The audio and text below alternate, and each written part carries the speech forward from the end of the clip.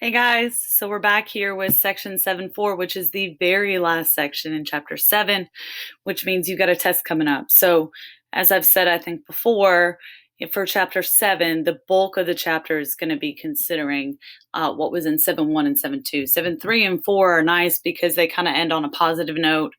But in reality, the majority of the content, especially the new and kind of tricky stuff, comes from 7.1 and 7.2. So I would focus your efforts if you're going to be studying or creating a notes page.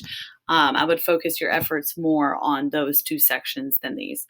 However, in 7.4, there are some vocabulary terms. So those are going to be primarily what we go through here today. So go ahead and get the title, section 7.4, sustainability.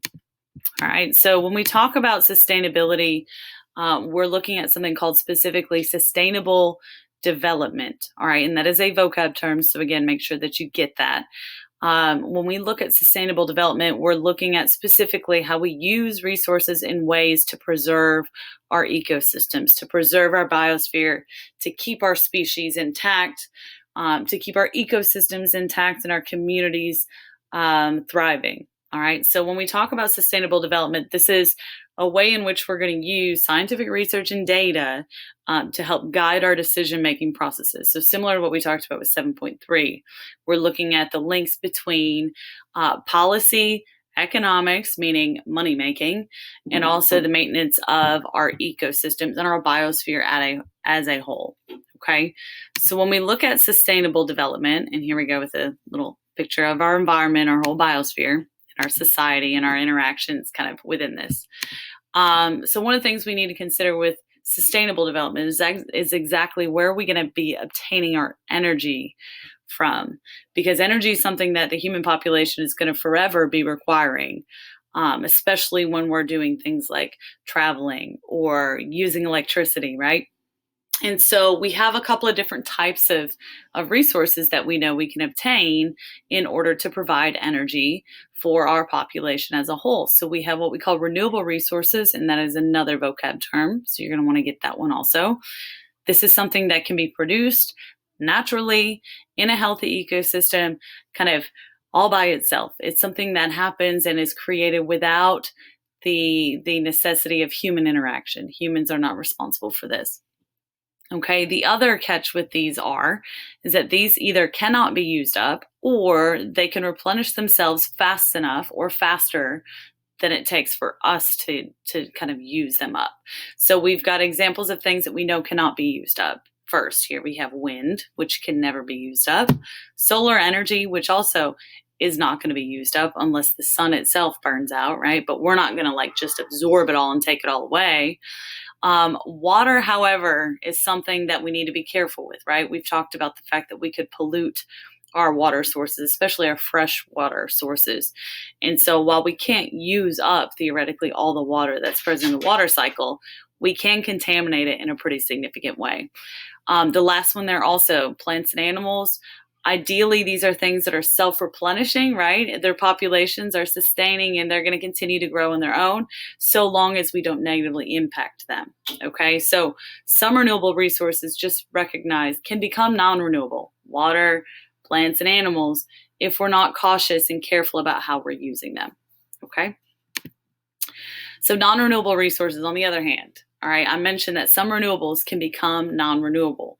So those would be things that either we are using up too quickly and they aren't being replaced fast enough, or there's something that simply is not being created naturally anyway. So these can include fossil fuels. The three that we've been talking about are, again, coal, oil, and natural gas. You see those here. And then again, some plants and animals, if we're not careful about how we are using them and kind of maintaining those populations, how we're impacting them. And I failed to mention on the last one, make sure that you get all of the text from the last slide and also from this slide. So if you need to scan back a little bit in the video, feel free to do that. But both of these are important because they're both vocab terms, and hopefully these are also terms that you probably heard before. All right, I think this is my last slide here. We'll see in a second. So resilience here, it is a term that we've used, that scientists use to kind of describe an ecosystem's ability to adapt to a change, to a human impact, and then to survive that human impact. If someone's very resilient, that means that the impact of something is not as significant. They're able to kind of move on and progress through whatever that issue might be. So when we talk about sustainable development, we like to create these ecosystems. Our goal is to have communities where there's enough biodiversity to help survive environmental stresses that could be potentially like natural disasters, these density independent limiting factors that we've talked about before, like droughts and floods and storms and heat waves, cold snaps, abiotic factors, really. Okay, so it's not just about, the biotic components of this. It's also, hey, how do we maintain these ecosystems in a way that allows them to still withstand these types of potential risks to their well-being? Okay, so resilience is that idea. This is a beneficial concept. This is something where if an ecosystem is very resilient, we would assume it's very strong and it can get through whatever kind of pressure is placed on it. Okay, so that is the end of chapter 7, really. I have a video here. It's a TED Ed video that's going to look at specifically whether or not we feel like we can actually power all of human needs, the human population, by strictly using renewable resources. So watch that. Jot down some things if you feel like they're important. And other than that, test is coming up soon, so make sure you're reviewing your stuff to prep for that. All right. If you have any questions, as always, let me know. Otherwise, I will see you next time. Bye, y'all.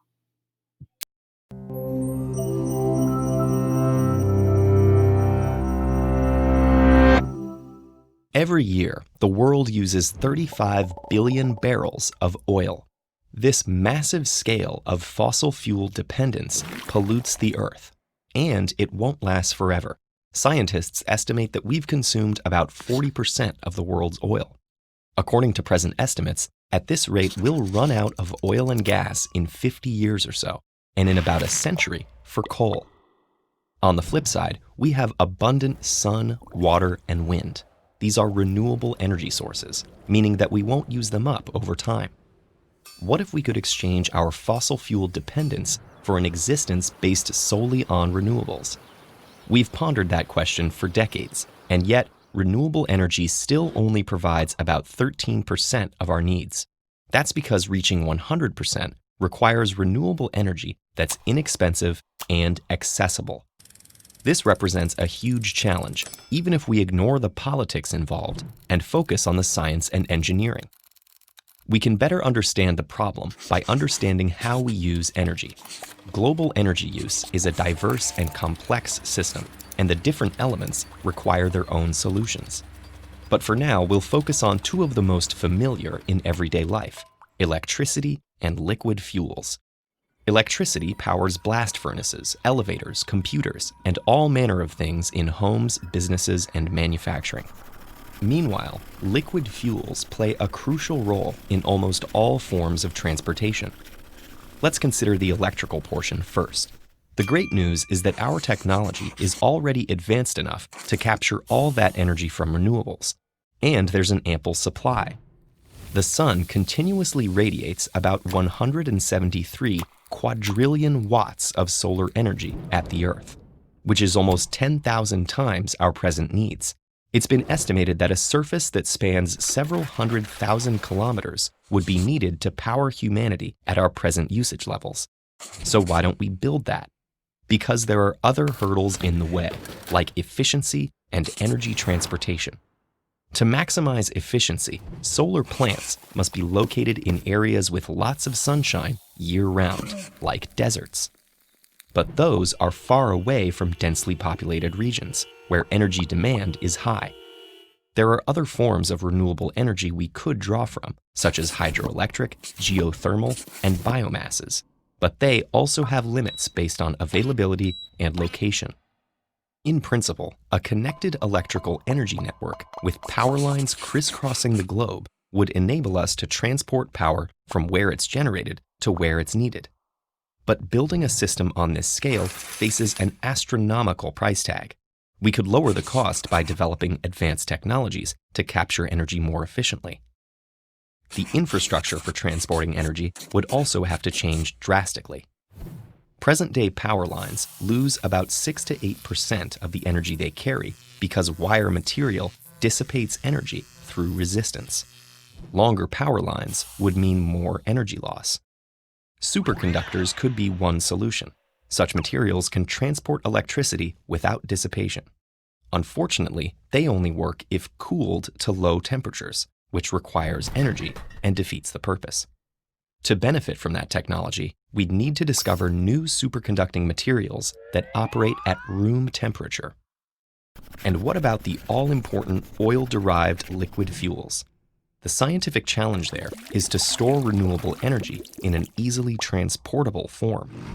Recently, we've gotten better at producing lithium-ion batteries, which are lightweight and have high energy density. But even the best of these store about 2.5 megajoules per kilogram. That's about 20 times less than the energy in 1 kilogram of gasoline. To be truly competitive, car batteries would have to store much more energy without adding cost. The challenges only increase for bigger vessels like ships and planes. To power a cross-Atlantic flight for a jet, we'd need a battery weighing about 1,000 tons. This too demands a technological leap towards new materials, higher energy density, and better storage. One promising solution would be to find efficient ways to convert solar into chemical energy. This is already happening in labs, but the efficiency is still too low to allow it to reach the market. To find novel solutions, we'll need lots of creativity, innovation, and powerful incentives. The transition towards all renewable energies is a complex problem involving technology, economics, and politics. Priorities on how to tackle this challenge depend on the specific assumptions we have to make when trying to solve such a multifaceted problem. But there's ample reason to be optimistic that we'll get there. Top scientific minds around the world are working on these problems and making breakthroughs all the time. And many governments and businesses are investing in technologies that harness the energy all around us. TED-Ed is a nonprofit. If you value our work, please consider supporting it on patreon.com/TEDEd.